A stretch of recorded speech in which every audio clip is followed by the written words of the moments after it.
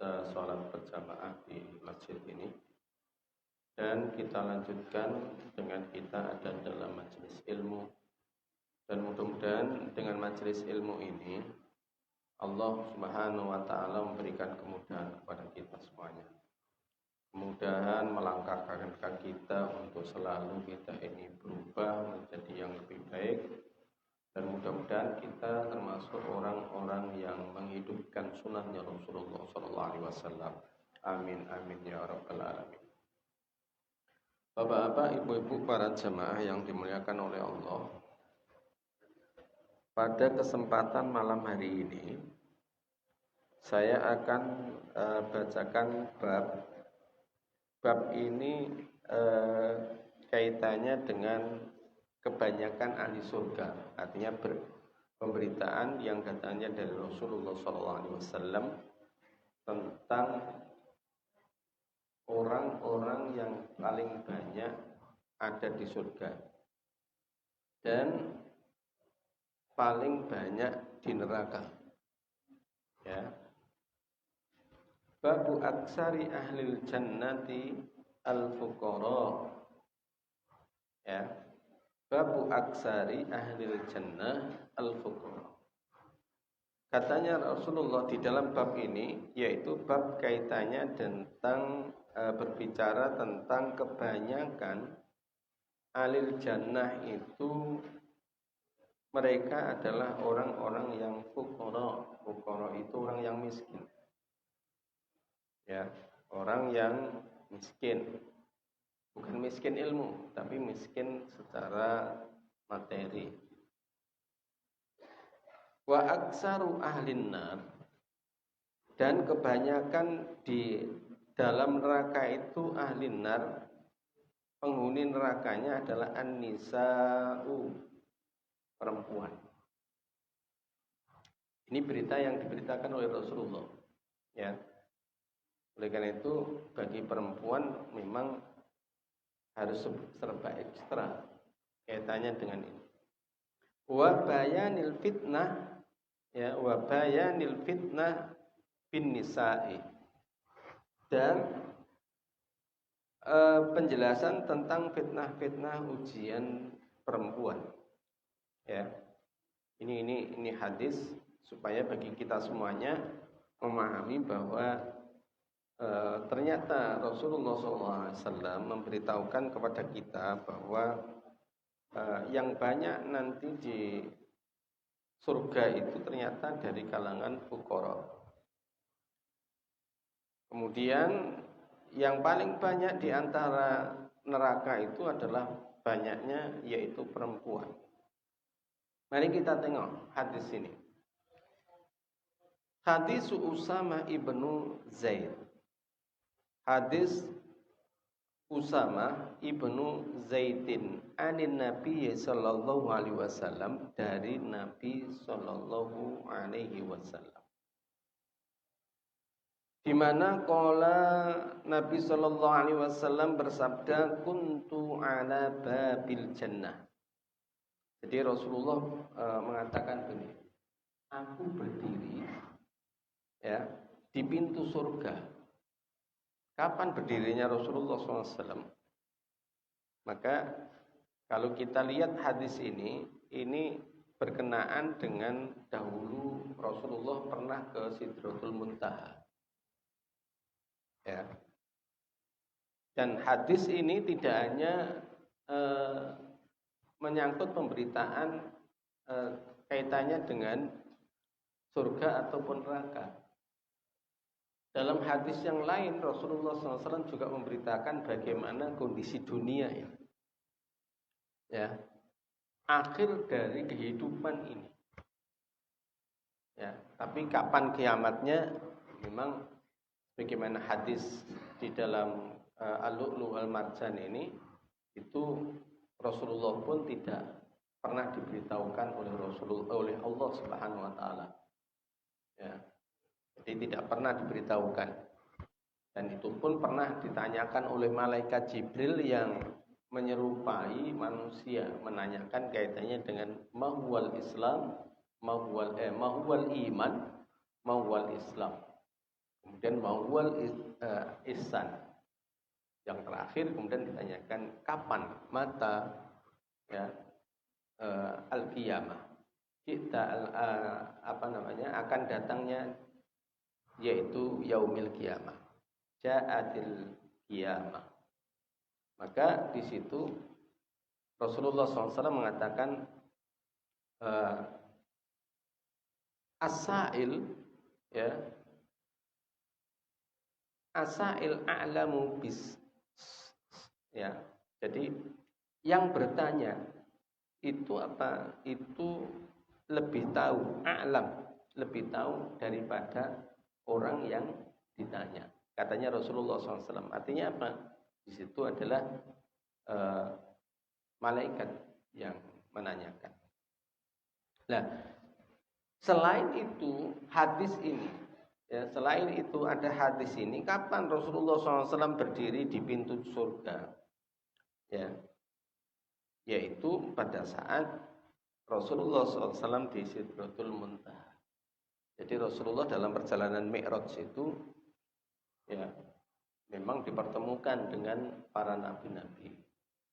Ya, sebelum masuk ke Sidratul Muntaha itu ketemu dengan Nabi Musa, Nabi Ibrahim, Nabi semuanya, ya.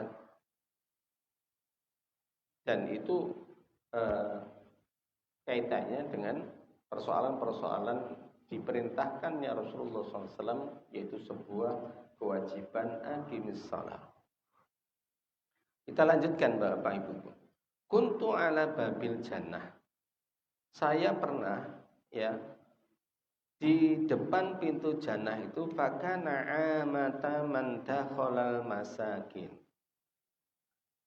Jadi Rasulullah SAW, aku pernah kemudian berdiri di pintu surga. Maka kemudian apa? Fakana amata. Maka aku lihat keberadaan yang ada di surga itu, ya, man dakhalaha, yang masuk ke surga itu secara umum banyaknya itu al-masakin, ya, yaitu dari kalangan orang-orang yang miskin. Wa ashabul jaddi mahbusun, ya, ghaira anna ashabin nari qad umira bihi ilan nar. Jadi orang yang kemudian apa? Orang yang kemudian mereka itu kebanyakan yang masuk surga itu adalah orang-orang miskin, sedangkan wa ashabul jaddi mahbusun, ya, mahbusun, sedangkan orang-orang kaya tertahan di pintu, ya, hisab. Kenapa kok tertahan di pintu hisab? Karena pertanyaannya banyak. Wong sugih itu pertanyaannya tidak 1, 2, 3, tapi banyak. Ya, banyak sekali, iya. Tapi dalam hal ini Bapak Ibu-ibu, bukan dalam artian kita ini diperintahkan untuk apa? Miskin, tidak. Ya. Tetapi apa? Tetapi mungkin kalau kemudian kita pahami bersama, orang yang mereka itu tidak bergelimangan harta, ya, yang dia punya hanya itu. Kemudian kalau punya, kemudian apa? Dia sedekahkan, dia nafkahkan di jalannya Allah Subhanahu wa taala. Sehingga tatkala kemudian mereka itu apa? Mereka itu untuk mengeluarkan sesuatu pun kaitannya dengan kebendaan, dia masih kemudian apa? Akan ngumpul-ngumpul. Nah ini. Ya. Jadi kenapa tertahan? Karena di situ apa? Banyak pertanyaan yang diberikan kepada orang-orang yang mereka itu kaya. Mereka itu diberikan harta benda oleh Allah Subhanahu wa taala. Jadi kalau melihat seperti ini, ya, kita jangan sampai kemudian tergiur, ya. Bukan dalam artian kita tidak ingin kaya, tidak, tetapi kita kalau kaya maka kita harus mengetahui bagaimana, ya, cara untuk mendapatkan itu dan mengelolanya, ya, Karena orang tidak siap tatkala diuji dengan harta.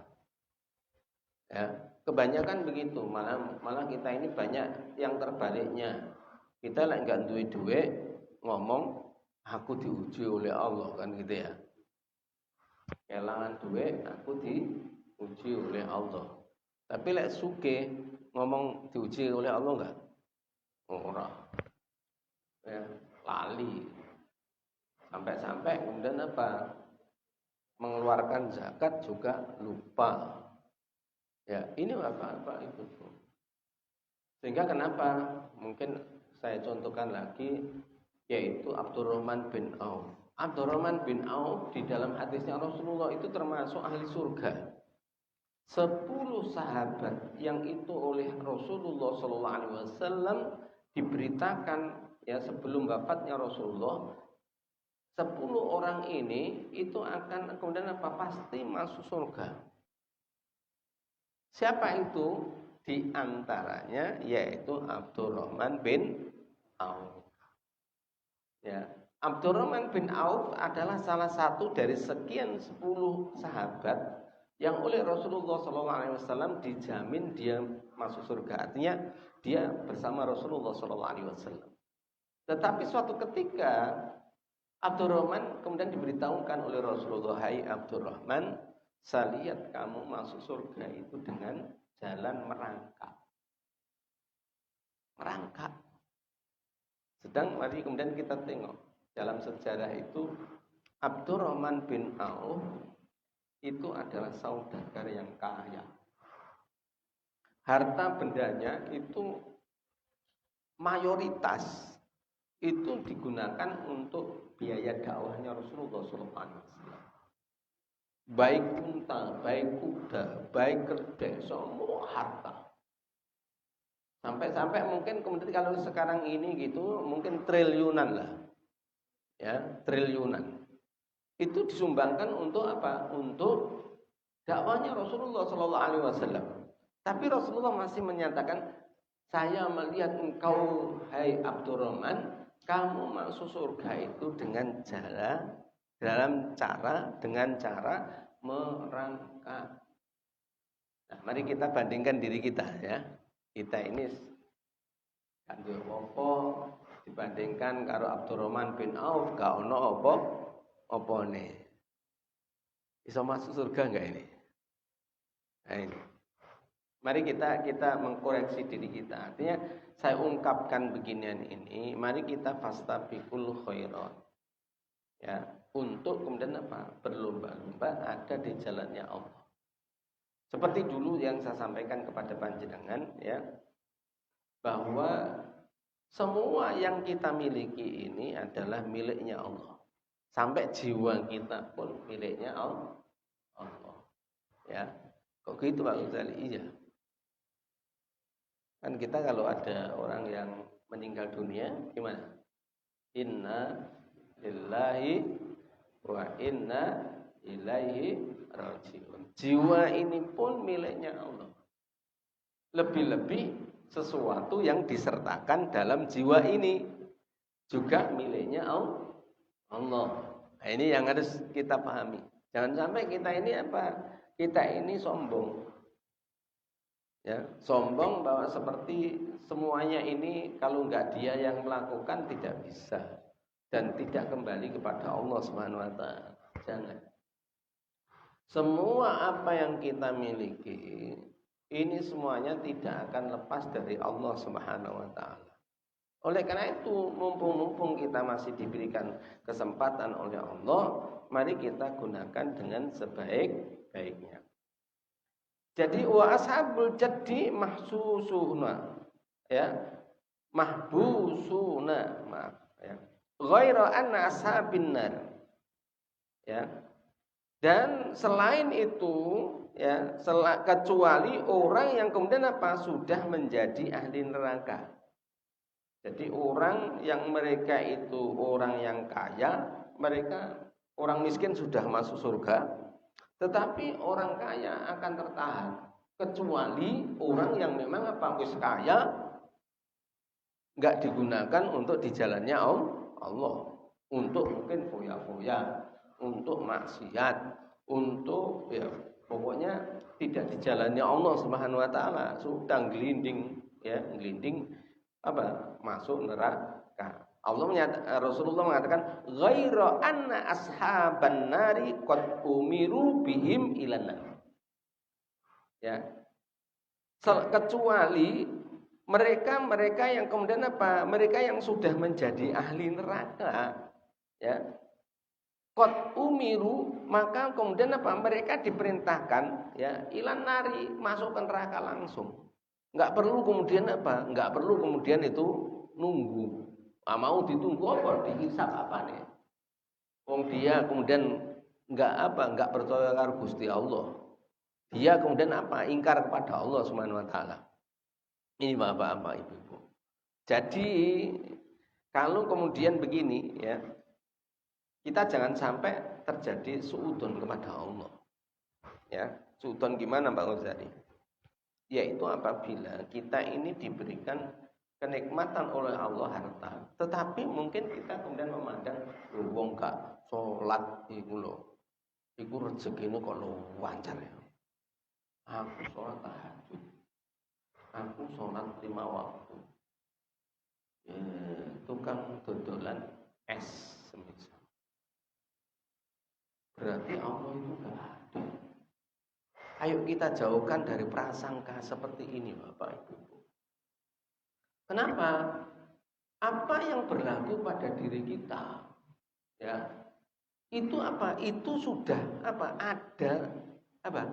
Ada garisnya dari Allah Subhanahu wa taala. Kita jangan sampai kemudian apa? Suudzon kepada Allah. Mungkin seseorang itu katakanlah diberikan pas-pasan. Ya, ataupun kemudian dia dalam kondisi tidak memiliki. Tetapi kemudian apa? Dia qanaah kepada Allah Subhanahu wa taala.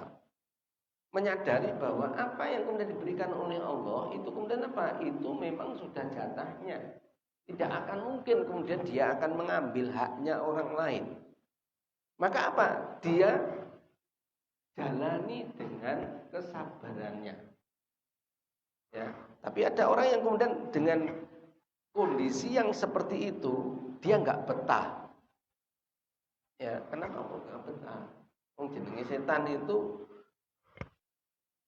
apa? Itu tidak rela. Siapapun orang yang kemudian mereka taat kepada Allah tidak rela. Pernah panjenengan mendengar kisahnya Nabi Ayub? Nabi Ayub itu, bapak-bapak, ibu-ibu, nabi yang